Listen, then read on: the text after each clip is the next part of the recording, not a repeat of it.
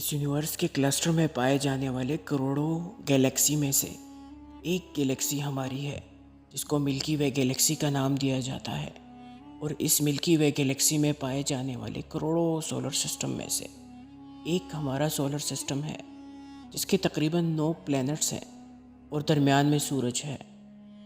اور اس کے تیسرے نمبر پر پائے جانے والے پلینٹ کو ارتھ کہا جاتا ہے۔ آج سے سینکڑوں سال پہلے جب اس پلینٹ پر رہنے والے حضرت انسان آسمان کی طرف دیکھتے تھے تو ان کو سب سے قریبی سیٹلائٹ، جس کو مون کہا جاتا ہے، وہ نظر آتا تو ان کے دل و دماغ میں طرح طرح کے سوالات جنم لیتے ہیں۔ مثال کے طور پہ، یہ چاند کیا ہے؟ یہ چاند کیسے موو کرتا ہے؟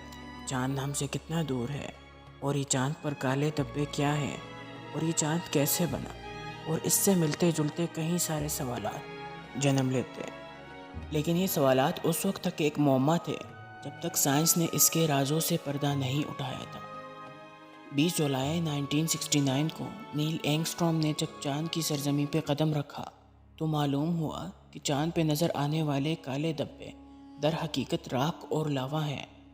نیل اینگسٹرام نے اس راک اور لاوے کے کچھ ٹکڑے بھی لائے اور ان کو اینالائز اور اسٹڈی کرنے کے بعد پتہ لگا کہ آج سے قریباً 3 ارب سال پہلے چاند پر آتش فشاں پڑے تھے، جن کا لاوا ہزاروں میل تک پھیل گیا، جبکہ سیاہ دھبوں کے علاوہ چاند پر صحرا بھی ہیں، اور جب اس صحرا پر سورج کی کرنیں پڑتی ہیں تو اس سے شائن یا پھر چاندنی پیدا ہوتی ہے، جس کو مون لائٹ بھی کہا جاتا ہے۔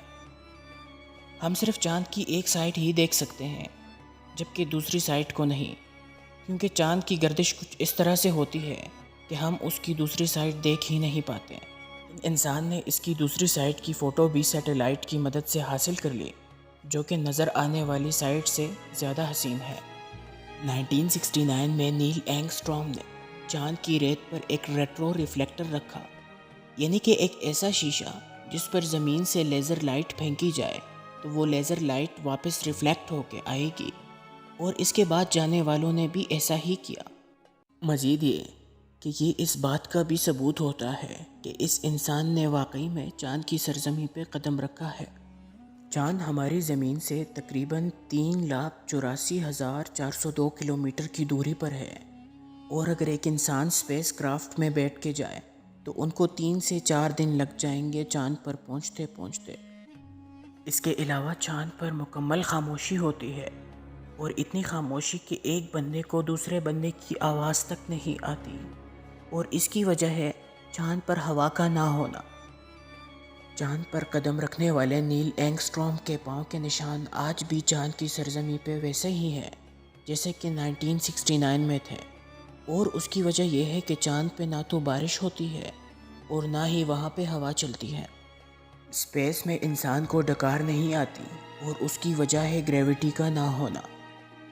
اسپیس میں پین کام نہیں کرتا، اور آپ اگر کچھ لکھنا بھی چاہیں تو آپ کا پین کام ہی نہیں کرے گا، اور اس کی وجہ ہے گریوٹی کا نہ ہونا۔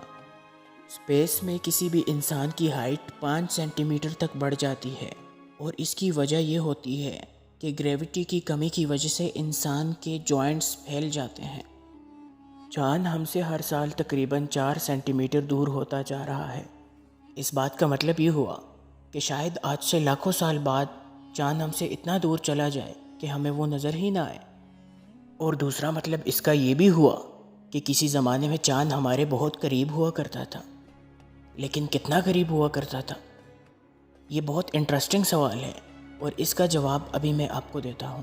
در حقیقت آج سے کروڑوں سال پہلے چاند ہماری زمین کا حصہ ہوا کرتا تھا، اور آسمان میں موجود شہاب ثاقب یا پھر میٹروائڈ جب ہماری ارتھ سے ٹکرایا تو اس نے زمین کے ایک ٹکڑے کو ہم سے الگ کر دیا، اور لا آف گریویٹیشن کے تحت وہ ٹکڑا ہماری زمین کے گرد گھومنے لگا، اور یوں کرتے کرتے وقت کے ساتھ وہ ہم سے اتنا دور ہوتا چلا گیا کہ وہ پارٹ آف ارتھ سے مون بن گیا۔